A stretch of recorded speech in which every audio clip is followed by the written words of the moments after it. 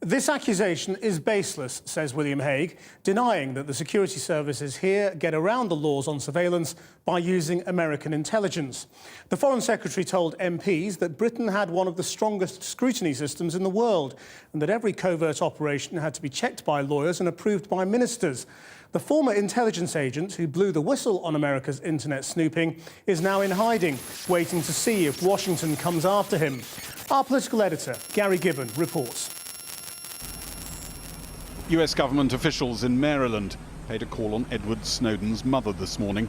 3 weeks ago, he walked out the door of his home in Hawaii, telling his girlfriend he was off on a trip.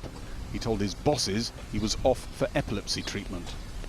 My name's Ed Snowden. I'm 29 years old. I work for Booz Allen Hamilton as an infrastructure analyst for NSA in Hawaii.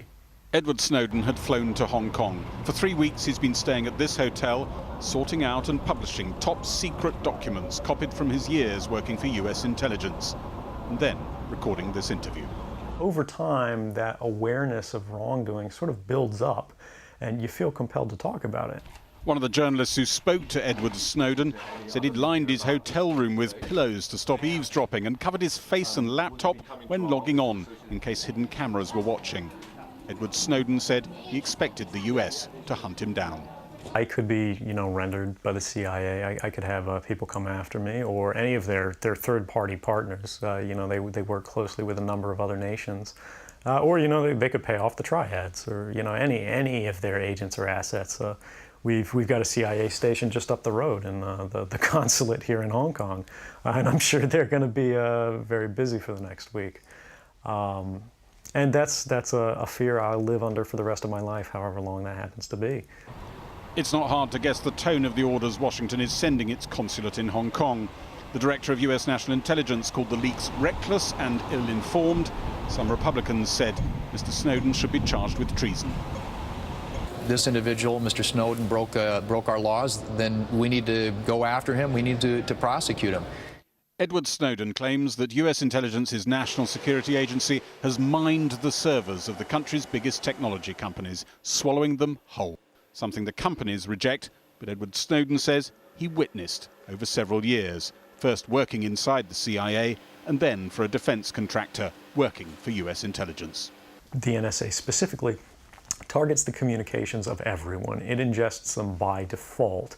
It collects them in its system, and it filters them, and it analyzes them, and it measures them, and it stores them for periods of time, simply because that's the easiest, most efficient, and most valuable way to achieve these ends. Washington insisted that the National Security Agency only targeted emails and other communications by individuals outside the US, and when there's good intelligence to justify it. Here, the government was asked if the listening arm of UK intelligence, GCHQ in Cheltenham, had swerved UK law by getting information straight from the US without going down the proper legal route. I wish to be absolutely clear that this accusation is baseless. Any data obtained by us from the United States involving UK nationals is subject to proper UK statutory controls and safeguards.